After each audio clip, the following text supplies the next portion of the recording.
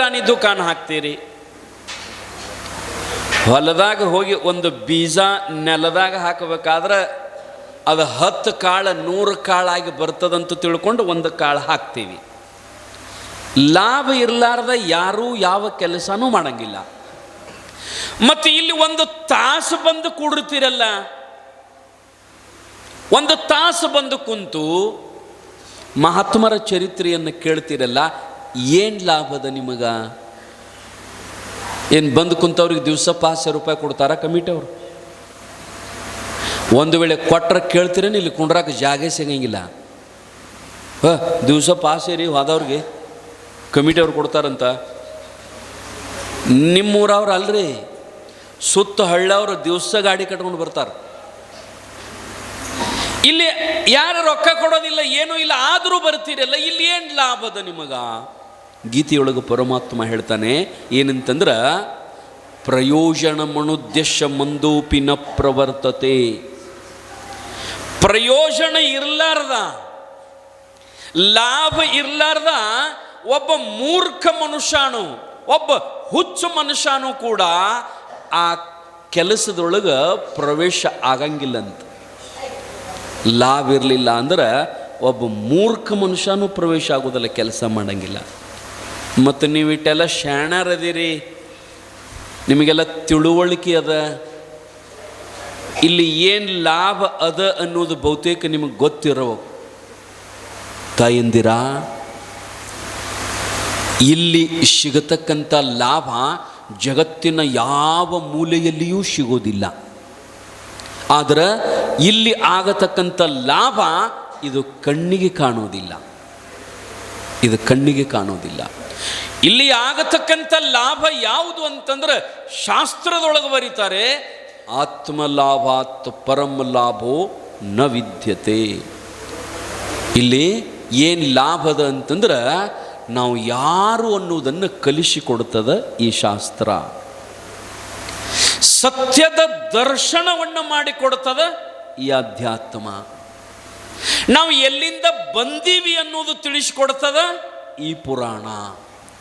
ನಾವು ಎಲ್ಲಿಗೆ ಹೋಗಬೇಕನ್ನೋದು ತಿಳಿಸಿಕೊಡ್ತದ ಈ ಧಾರ್ಮಿಕತೆ. ಇದು ಶ್ರೇಷ್ಠವಾಗಿರತಕ್ಕಂಥದ್ದು.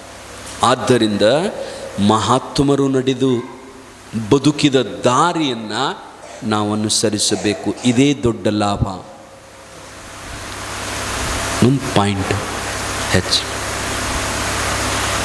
ಮಹಾತ್ಮರು ನಡೆದು ಹೋದ ಮಾರ್ಗ ಏನದ ಅಂತಂದ್ರೆ ಅದನ್ನು ನಾವು ಅನುಸರಿಸಬೇಕು. ಯಾಕೆ ಚರಿತ್ರೆಗಳನ್ನು, ಯಾಕೆ ಮಹಾತ್ಮರ ನುಡಿಗಳನ್ನು ಕೇಳಬೇಕು ಅಂದ್ರೆ ನಾವು ಅವರಂಗ ಬದುಕಲಿಕ್ಕೆ ಕಲಿಯಬೇಕು. ನಾವು ಅವರ ಮಾರ್ಗವನ್ನು ಅನುಸರಿಸಬೇಕಂತ ತಿಳ್ಕೊಂಡು ನಾವು ಪ್ರತಿನಿತ್ಯ ಪುರಾಣ ಪ್ರವಚನಗಳನ್ನು ಕೇಳಬೇಕು. ಪುಣ್ಯಾತ್ಮರ ಗೀತೆಯೊಳಗೆ ಪರಮಾತ್ಮ ಬರಿತಾನೆ, ಯದ್ಯದಾಚರತಿ ಶ್ರೇಷ್ಠ ಸ್ತತ್ತ ದೇವೇತರೋ ಜನಃ ಸಯತ್ ಪ್ರಮಾಣಂ ಕುರುತೆ ದೇವ ಲೋಕಾಸ್ತದನು ವರ್ತತೆ. ನೋಡ್ರಿ ಎಷ್ಟು ಚಂದ ಬರಿತಾನೆ.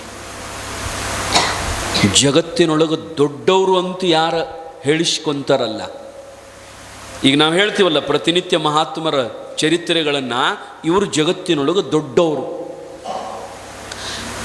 ಯದ್ಯದಾಚರತಿ ಶ್ರೇಷ್ಠ, ಯಾರು ಜಗತ್ತಿನೊಳಗೆ ದೊಡ್ಡವರದಾರಲ್ಲ, ಆಚಾರವಂತರದಾರಲ್ಲ, ಧಾರ್ಮಿಕತೆಯೊಳಗೆ ಬದುಕಿದಾರಲ್ಲ, ಅವರ ಮಾರ್ಗವನ್ನು ನಾವು ಅನುಸರಿಸಬೇಕು. ದೊಡ್ಡವರ ದಾರಿಯನ್ನು ಸಣ್ಣವರು ಅನುಸರಿಸ್ತಾರಂತ. ಬೇಕಾದ್ರೆ ನಿಮ್ಮ ಮನ್ಯಾಗ ನೋಡ್ರಿ, ನೀವು ಸಣ್ಣ ಹುಡುಗರು ನೀವು ಹೇಳಿದ್ದು ಕೇಳಂಗಿಲ್ಲ, ನೀವು ಮಾಡಿದ್ದು ಮಾಡ್ತಾವ. ಸಣ್ಣ ಹುಡುಗರಿಗೆ ನೀವು ಬೇಕಾದ್ರೆ ಬುದ್ಧಿ ಹೇಳಿರ್ಬೇಕಾದ್ರೆ ಹ್ಞೂ ಅಥವಾ ಸುಮ್ಮ ಹೋಗ್ತಾವ.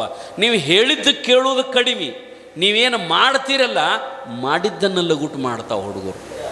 ಅದಕ್ಕೆ ಮಕ್ಕಳನ್ನು ಆಚರಣೆಗೆ ತರಬೇಕಾಗಿತ್ತು ಅಂದ್ರೆ ಅವರಿಗೆ ಬೌದ್ಧಿಕವಾದವನ್ನು ಹೇಳಿ ಆಚಾರ ಮಾರ್ಗದಲ್ಲಿ ತರುವುದು ಬೇಡ. ನಾವು ಮೊದಲು ಆಚಾರ ಮಾರ್ಗದಲ್ಲಿ ನಡೆದು ಅವರನ್ನು ಆ ಮಾರ್ಗದಲ್ಲಿ ತರಲಿಕ್ಕೆ ಪ್ರಯತ್ನ ಮಾಡಬೇಕು. ಅವರ ಲಗೂಟ ಆ ಮಾರ್ಗವನ್ನು ಅನುಸರಿಸ್ತಾರೆ. ನೀವು ಮುಂಜಾನೆ ಎದ್ದ ಕೂಡಲೇ ನಿಮ್ಮ ಮಕ್ಕಳಿಗೆ ವಿಭೂತಿ ಹಚ್ಚುವ ಅಂತ ಹೇಳಬೇಡ್ರಿ. ನೀವು ಹಚ್ಕೋರಿ.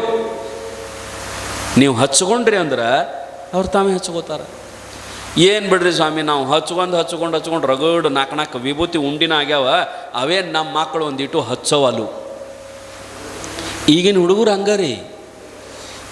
ಸಾಲಿಗೆ ಹೋಗುವಾಗ ಅವು ಎಂಥ ಸಾಲಿ ತಯಾರಾಗ್ಯಾವ ಅಂತಂದ್ರೆ ಕರಿ ದಾರ ಕಟ್ಕೊಂಡು ಬರಂಗಿಲ್ಲಂತ, ಕೊಳ್ಳಾಗೇನು ದಾರ ಕಟ್ಕೊಂಡು ಹೋಗಂಗಿಲ್ಲಂತ, ವಿಭೂತಿ ಹಚ್ಕೊಂಡು ಹೋಗಂಗಿಲ್ಲಂತ, ಟಿಕ್ ಅದೇನು ಕುಂಕುಮ ಏನಾರ ಅವತರಣ ಹಚ್ಕೊಂಡು ಹೋಗಂಗಿಲ್ಲಂತ. ಇಂಥ ಸಾಲಿಗಳು ಬಂದಾವ ಈಗ. ನಮ್ಮ ಹಿಂದಿನ ಸಾಲಿಗಳು, ಕನ್ನಡ ಸಾಲಿಗಳು ಹೆಂಗಿದ್ವು ಅಂತಂದ್ರೆ ಹನಿ ಮೇಲೆ 3 ಬಟ್ಟು ವಿಭೂತಿ ಹಚ್ಕೊಂಡು ಚಲೋ ಕುಂಕುಮ ಹಚ್ಕೊಂಡು ಹೋದ್ರೆ ಎಷ್ಟು ಚಂದ ಇರ್ತಿತ್ತು, ಎಷ್ಟು ಚಂದ ಇರ್ತಿತ್ತು. ಕಾರಣ ಏನು ಅಂತಂದ್ರೆ ಮಕ್ಕಳು ಇವತ್ತಿನ ಕಾಲದೊಳಗೆ ಒಳ್ಳೆಯ ಪರಂಪರೆಯೊಳಗೆ ಬರ್ತಾ ಇಲ್ಲ, ಅವ್ರು ಅನುಸರಿಸ್ತಾ ಇಲ್ಲ. ತಾಯಂದಿರು ಸಾಕಷ್ಟು ಹೇಳ್ತಾರೆ, ಹೇಳಿದ್ರು ಕೇಳಂಗಿಲ್ಲ. ಕೆಲವೊಬ್ಬರಿಗೆ ನಿಮ್ಮ ಮನ್ಯಾಗ ಹುಡುಗರಿಗೆ ಒತ್ತಾಯ ಮಾಡಿ ಹೇಳಿರ್ಬೇಕಾದ್ರೆ ಹಂಗೆ ಮಾಡಬಾರ್ದು, ನಾವು ಲಿಂಗಾಯತರದೀವಿ. ಬೇಸಿಡ್ ಇನ್ನೊಂದಿಟ್ಟು ಚೀರಾಡಾಗತ್ತದ ಮೈಕಲ್ ಬೇಸಿರುವ ವಿಭೂತಿ ಹಚ್ಕೊಂಡು ಹೋಗಂತ ಮಕ್ಕಳಿಗೆ ಹೇಳಿದೀವಂತಂದ್ರೆ ಅವ್ರು ಭಾಳ ನೀವು ಉಪದ್ರ ಮಾಡಿದ್ರೆ ಅವ್ರೇನು ಮಾಡ್ತಾರಂತಂದ್ರೆ ವಿಭೂತಿ ತೊಗೊಂಡು ಹಿಂಗೆ ಒಂದು ಬೊಟ್ಟು ತೊಗೊಂಡು ಇಲ್ಲಿ ಹಚ್ಕೊಂಡು ಹೋಗ್ತಾರೆ. ಭಂಡಾರ ಹಚ್ಕೊಂಡಾರ್ಗತ್ತೆ, ಕುಂಕುಮ ಹಚ್ಕೊಂಡವ್ರಗತ್ತೆ. ವಿಭೂತಿ 3 ಬಟ್ಟು ಹಚ್ಕೋಬೇಕು. ನಮ್ಮ ಕೂಡಲ ಸಂಗಣ ಶರಣರ ನೊಸಲಿಗೆ ವಿಭೂತಿಯೇ ಶೃಂಗಾರ. 3 ಬಟ್ಟು ಹಚ್ಕೊಂಡು ಹೋಗ್ಬೇಕು. ಮತ್ತು ಈಗ ಮಂದಿನೂ ಇಟ್ಟು ಸುಮಾರು ಅದಾರ್ರಿ, ಇಲ್ಲವ್ರಲ್ರ, ಮತ್ತು ನಾ ಕಡೆ ಅವ್ರದ್ದು ಹೇಳ್ತೀನಿ. ಯಾರ 3 ಮಂದಿ ಹೆಣ್ಮಕ್ಳು 3 ಬಟ್ಟು ವಿಭೂತಿ ಹಚ್ಕೊಂಡು ಅದಟ ಢಾಳಂಗೆ ಹಚ್ಕೊಂಡು ಹೊಂಟ್ರಂದ್ರೆ ಕೂತವ್ರು 4 ಮಂದಿ ಚಾಲೂನೇ ಇವತ್ತು ಢಾಳಂಗೆ ಬಡ್ದಾಳು ನೋಡು. ಮನ್ಯಾಗೇನು ಇಟ್ಟಾಳು ಏನು ಅಟ್ಟು ಬಡ್ಕೊಂಡಾಳು. ಒಂದು ಕೊಳ್ಳಾಗ ರುದ್ರಾಕ್ಷಿ ಹಾಕೊಂಡು ಹೊಂಟ್ರಂದ್ರೆ ದೊಡ್ಡ ಶರಣಮ್ಮ ಪೈಕೀಗ ತುಗ ದೊಡ್ಡ ಶರಣಮ್ಮ ಹೇಳಪ್ಪ, ಸ್ವರ್ಗಕ್ಕೆ ಹೊಂಟಾಳಿಕಿ, ಬಸವಣ್ಣವ್ರನ್ನ ಅಕ್ಕಮಾದೇವಿನ ಮೀರಿಸ್ತಾಳಿಕಿ ತುಗ. ಅಲ್ಲ, ಅವರು ನಮ್ಮವ್ರ, ಈ ಲಾಂಛನಗಳು ನಮ್ಮವ. ಅವರು ಲಿಂಗಾಯತರ, ಇವರು ಲಿಂಗಾಯತರ, ಅಣ್ಣವರು ಅವರ, ಹಚ್ಕೊಳ್ಳೋರು ಅವರ. ನಮ್ಮ ಲಾಂಛನಗಳಿಗೆ ನಾವೇ ಅಪಮಾನ ಮಾಡಿದ್ರೆ ಮುಂದಿನ ಗತಿ ಹೆಂಗ್ರಿ ಇವ? ಗತಿ ಹೆಂಗೆ? ಅದಕ್ಕೆ ಆ ಹುಡುಗರು ಅಂತಾವಂತ ಸಾಲಿಗೆ ಹಚ್ಕೊಂಡು ಆದ್ರೆ ನಮಗೆ ಅಸಹ್ಯ ಮಾಡ್ತಾರೆ, ಅದಕ್ಕೆ ಹಚ್ಕೊಂಡಂಗಿಲ್ಲ ಅಂತಾವಂತಾವು. ಕಾರಣ ಏನು ಅಂತಂದ್ರೆ ನಾವು ದೊಡ್ಡವ್ರು ಯಾವ ದಾರಿಯೊಳಗೆ ನಡಿತೀವಲ್ಲ, ಸಣ್ಣವರು ಅದೇ ದಾರಿಯೊಳಗೆ ನಡೀತಾರೆ ತಾಯಂದಿರ. ಹಂಗೆ ಶರಣರು 12ನೇ ಶತಮಾನದ ಶರಣರಾಗಿರ್ಬೋದು, ಅಥವಾ ಅವರ ದಾಸೋಹದ ಪರಂಪರೆ ಎಂಥದ್ದು. ಶರಣ ಪರಂಪರೆ ಜಗತ್ತಿಗೆ ಕೊಟ್ಟಿರ್ತಕ್ಕಂಥ ಶ್ರೇಷ್ಠವಾದ ಸಿದ್ಧಾಂತ ಅಂತಂದ್ರೆ ಒಂದು ಕಾಯಕ ಸಿದ್ಧಾಂತ, ಇನ್ನೊಂದು ದಾಸೋಹ ಸಿದ್ಧಾಂತ. ಪ್ರತಿಯೊಬ್ಬರೂ ಇನ್ನೊಬ್ಬರಿಗೆ ಕೊಟ್ಟು ತಿನ್ನೋದನ್ನು ಕಲಿಸಿದವರು ನಮ್ಮ ಶರಣರು. ನಿಮ್ಗೆ ಗೊತ್ತಿರಬೇಕು, 12ನೇ ಶತಮಾನದೊಳಗ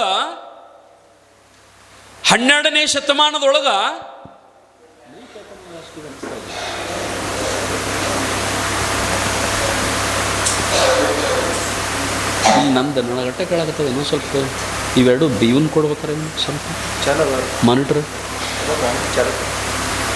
ಚಲೋ. ಹಲೋ ಹಲೋ ಇದು ತುಂಬಿ ಹೇಳ್ಬೇಕಲ್ಲ. ಹಲೋ ಹಲೋ ಕೆಲಸ ಇಲ್ಲ. ಹಲೋ ಹಲೋ 12ನೇ ಶತಮಾನದೊಳಗ ಬಸವಣ್ಣ ಎಷ್ಟು ಮಂದಿಗೆ ದಾಸೋಹ ಮಾಡಿಸ್ತಿದ್ದಂತಂದ್ರೆ 1,00,000 ಮೇಲೆ 96,000 ಜಂಗಮರಿಗೆ ಪ್ರತಿನಿತ್ಯ ದಾಸೋಹ ಮಾಡಿಸ್ತಿದ್ದ. 1,00,000 ಮೇಲೆ 96,000 ಜಂಗಮರಿಗೆ ದಾಸೋಹ ಮಾಡಿಸ್ತಿದ್ದ. ಹೆಂಗಿರ್ಬೇಕು ನೋಡ್ರಿ ಅದು. ಒಬ್ಬರಲ್ಲ ಇಬ್ಬರಲ್ಲ, 1,00,000 ಮೇಲೆ 96,000 ಜಂಗಮರಂತಂದ್ರೆ ಸಾಮಾನ್ಯ ಏನ್ರಿ?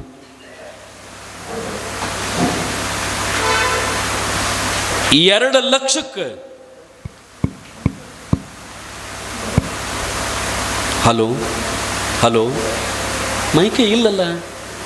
ಹಲೋ ಪೂರನ್ ಸಮೀಪ ಅದಿ ಹಲೋ ಬಾವು ಅಂತದ.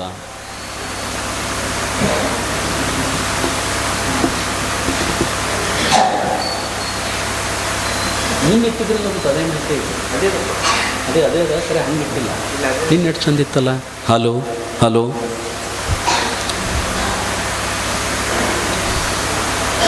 ಹಲೋ